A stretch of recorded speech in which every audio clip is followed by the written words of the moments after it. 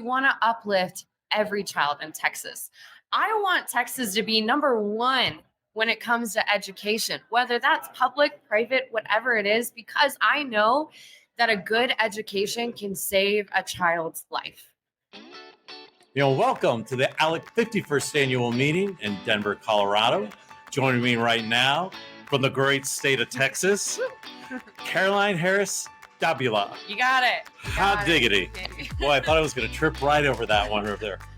Now, the main thing I think that most people will jump to when you're talking about Texas, especially those of us who have been here at the ALEC annual meeting, would be what we saw yesterday with the sit down led by Texas Senator Phil King on the border. Yes, sir. We had a delegation from ALEC that went down to Eagle Pass and what they saw, what they experienced, what they were expecting versus what it all came down to. But as somebody who lives that every day as a true border state. Right. Absolutely. What are you seeing? What have you been seeing over the past few years? That's what it was and how it's changed.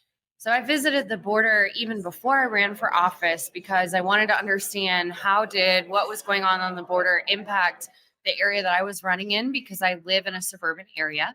And really the reality is every community is a border community. It impacts all of us. And I have been back to the border since, and it has not gotten any better. I mean, it's a crisis.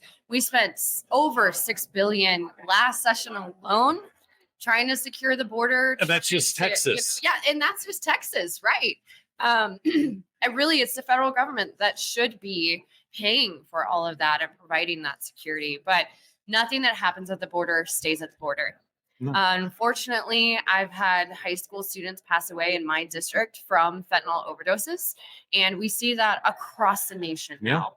And so I'm very passionate about securing the border and protecting my community.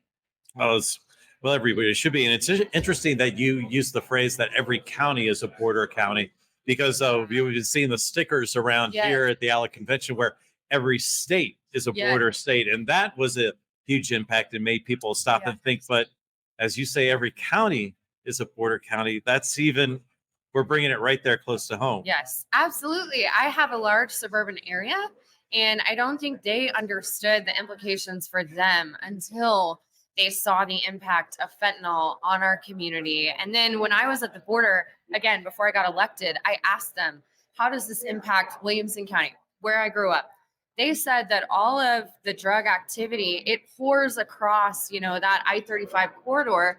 And they said they had somebody in jail at the moment from my county that had been living in my county and working in the drug trade, and that they had just captured him. And so I took that back with me and just let everybody know, hey, this is an impact on all of us. We all need to care about it because it's in our community too.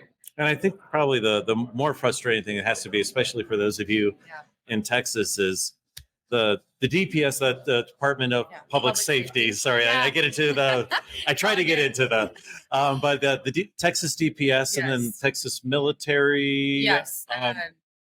The acronym there, I was going to get there. Absolutely. But you have those folks that are working hard, that are doing a great job. And as they were saying the other day on the panel, that if you're taking an aerial shot, you'll see those sections that they're overlooking clear, clean, no problem whatsoever. And then wherever the federal government is, that's where the hordes of humanity are coming in. Yes. And it's not even just where they're not monitoring. So when I was in Eagle Pass, I was blown away. You're standing on the bank of the river and you're watching all of these people cross. I mean, a group of 20 people coming in behind me, going straight over to border security saying, take us in, where do we go? And then they just get released, and these people coming across are told that. They're told, go to border security, they'll just release you. And so it's wild there. And let me add, in Eagle Pass, there are 2 international bridges. You can go through those security entrances into the United States legally and go through that process. People are still crossing the border right under where those checkpoints right under those very bridge. That bridge, and it's wild. It truly is open. I want everybody to understand it's an open border right now. Unbelievable. Well, hopefully as we'll see things change in the coming months, as hopefully we'll get some results that will be positive for border security, positive for Yes. energy independence, and all those other good and great Yes. things. But Lord is with Texas is wrangling with a lot of those. But I know you're looking at as well of stepping into the idea of some universal education freedom for the Yes. students of Texas. Absolutely. Yes, in Texas, we face the same situation as every other state. If you're wealthy, you have a choice on where your child goes to school. If you are not wealthy, your child is stuck in a zip code going to a school that might be failing your child. So we want to uplift every child in Texas.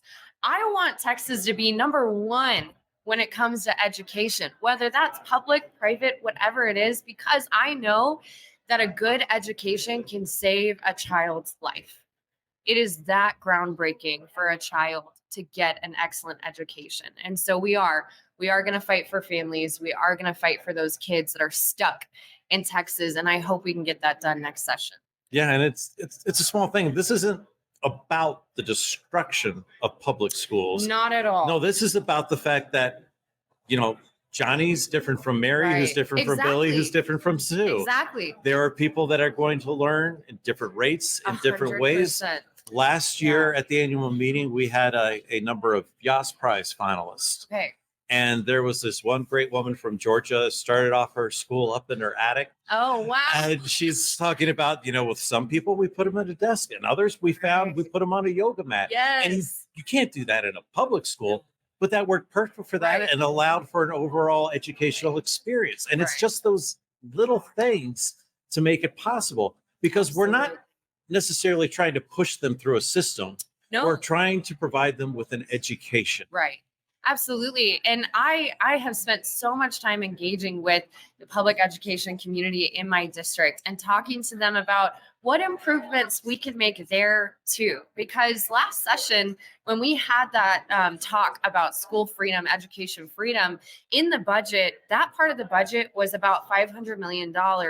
And the rest of it, a couple $1 billion was going towards public education, teacher pay raises. We want to improve education across the board in Texas. We want to have great teachers, great superintendents, but again, an excellent education, public or private, for our kids. We know that education makes a huge impact on a kid's life. We want kids to be able to graduate from high school, go get a job, go to maybe the 4-year education, go to a 2-year trade school, whatever it is.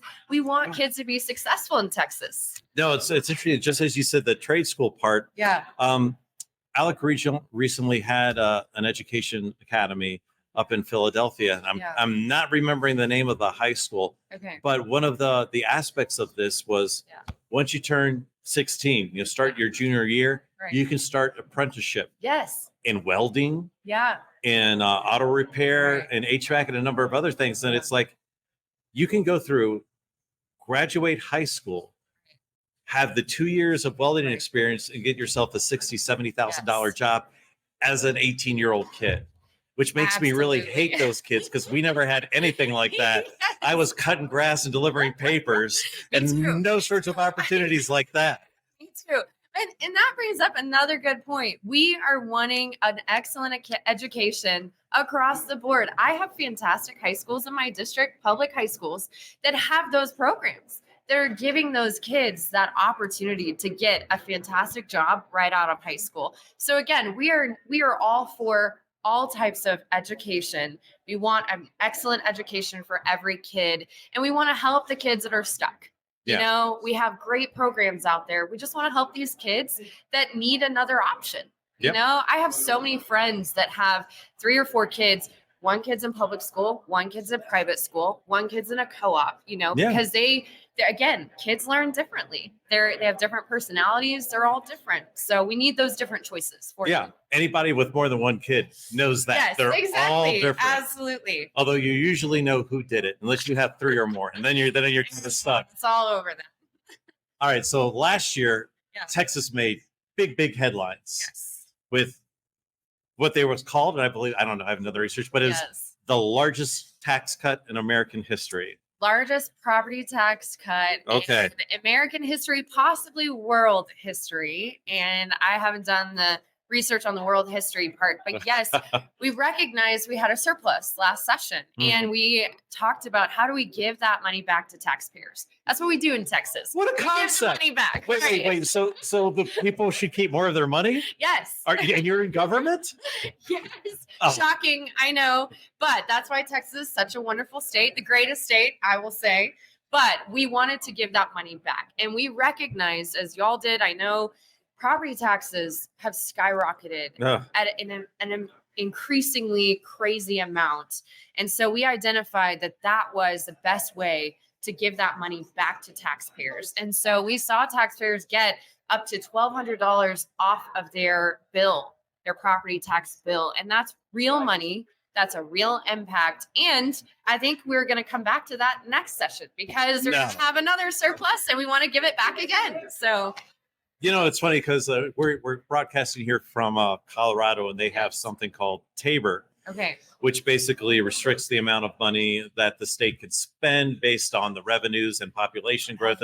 And whatever there's left over, it's like all the Colorado residents out there, they can't wait to get their TABOR check refund. Okay. So it's like sort of something similar to that, but they have a mandate. No matter what we're going to do, we're going to send it all back. So it's a beautiful thing to see the different governments operating in similar manner in order to provide more for the individuals there. Right, because it's their money. We guard taxpayer money for them, but it's their money at the end of the day. Which is why you will never be successful in Washington, D.C. Because if it's here, well, guess what I'm going to spend it on? Yeah. Yikes. I know it. Oh, we're in a terrible situation there. But I'm glad I can make an impact on the state level. Oh, and finally, but before we let you go on that, Oklahoma joining the SEC. You know what? It's fine because we beat them every time anyway. So bring it. I'm okay with that. Hook 'em horns. It's all good. It's going to be good. So what they're doing there, the college football, is I was talking with a gentleman from Virginia. Yeah. And I was like, you got teams on the West Coast now that are part of it?